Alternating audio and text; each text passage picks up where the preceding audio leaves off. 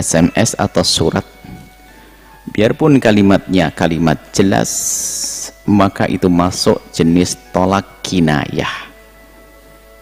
Biarpun bunyinya begini dalam suratnya, seorang suami berkata, hei istriku, engkau aku cerai, tapi lewat surat. Biarpun kalimatnya jelas, maka itu arti kinayah. Kalau tidak pakai niat, nggak akan jatuh cerai.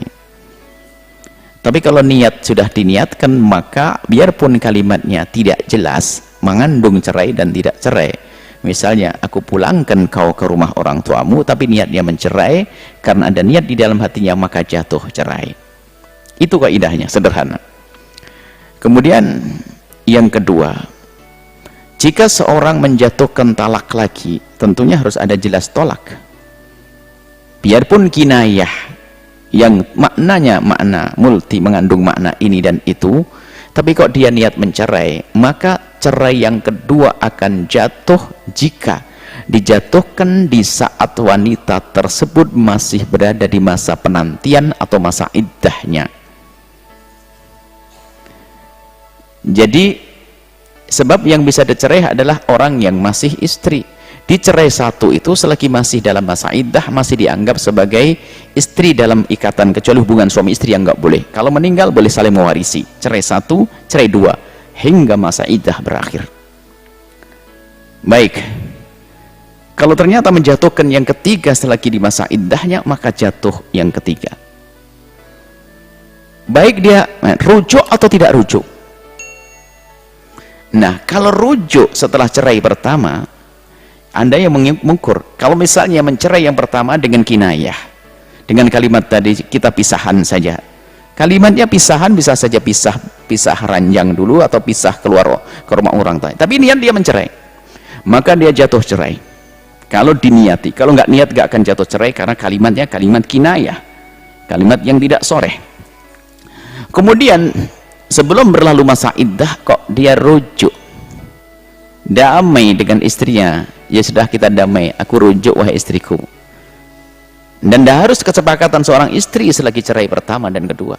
Suami bisa langsung berkata, istriku engkau aku rujuk, langsung bisa menggauli istrinya lagi. Baik, setelah menggauli istrinya selesai, iddahnya sudah berakhir.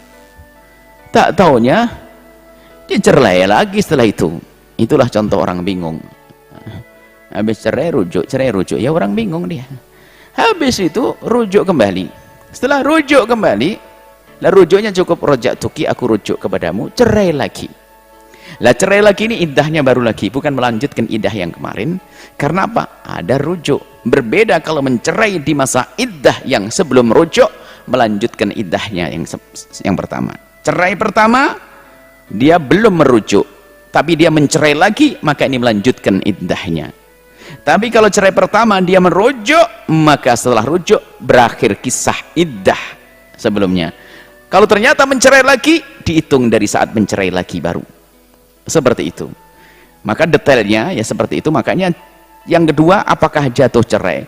Kalau memang yang pertama jatuh cerai, kemudian mencerai lagi yang kedua di masa iddahnya tadi, karena perlu jelas detail ini, maka jatuh cerai yang kedua, karena berarti masih dalam rengkuhannya, naungannya seorang laki-laki selagi cerai satu dalam talak dalam masa iddah.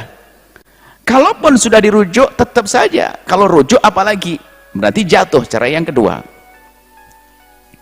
Hanya yang perlu kami sampaikan adalah ada dua di sini. Yang pertama, di dalam urus cerai mencerai kepada para asatid, jangan mudah menghukumi kalau itu sudah cerai. Harus didudukkan dari dua belah pihak. Anda dudukkan antara laki dengan perempuan, apa sih yang diomongkan? Sebab kadang lesan suami beda dengan kuping istri. Kuping istri yang sudah enak dengan suami, kalimat sederhana bisa menjadi arti cerai. Karena mengharap segera dicerai. Makanya harus tanya, ngomong suami ngomong apa sih? Dan istri dengar apa? Ada kecocokan atau tidak? Kalau sudah sepakat, oke, berarti bisa dihukumi cerai. Jadi dia jangan gampang seorang ustadz mengatakan cerai hanya pengakuan seorang suami saja. Jika di dalam permasalahan, ditanya dulu dong istrinya. Kecuali sudah kisahnya lama, nggak usah dikejar-kejar lagi. Karena kadang-kadang kalau cerita lama tuh lupa. Saya sudah ceritai dengan istri saya sudah 10 tahun pisah. Istri saya sudah menikah. Sudah, kalau istri sudah menikah berarti cerai beneran, nggak usah ditanya gimana cara nikahnya dulu. Nah, ini repot. Tapi ini kisahnya ada seorang laki-laki atau seorang wanita mengatakan dirinya janda, sudah dicerai oleh suaminya. Sebelum kita menikahkan wanita tersebut, kita tanya gimana kisah perceraiannya, boleh. Seperti ini yang pertama. Yang kedua, jangan gampang main cerai hanya untuk menundukkan istri, mengajak istri berubah saja diancam. Awas ya, kalau kau tidak berubah aku cerai kau ya, awas ya, tak cerai satu kau sekarang, na'udzubillah. Jangan main cerai. Cerai itu adalah senjata pamungkas terakhir di saat sudah nggak bisa dibenahi dengan cara macam-macam, maka diberi pendidikan untuk hidup sendiri terlebih dahulu. Barangkali dengan itu semuanya akan berubah menjadi baik. Bukan main-main dikit-dikit cerai. Laki-laki hebat tidak akan menggunakan pukulan, tidak menggunakan cerai untuk menundukkan istrinya.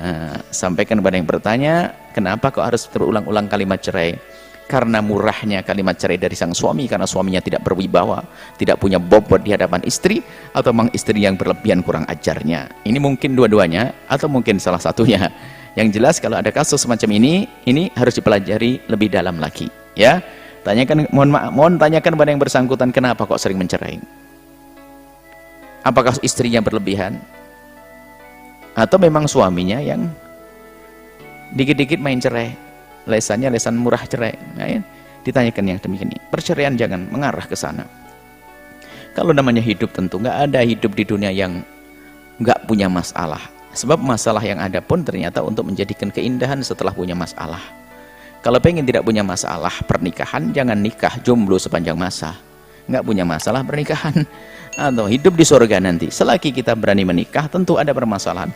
Biarpun kita menikah, seorang wanita nikah dengan wali kutub sekali. Bahkan Sayyidat Aisyah dengan baginda Nabi, ada masalah yang terjadi untuk kita contoh bagaimana menyelesaikannya.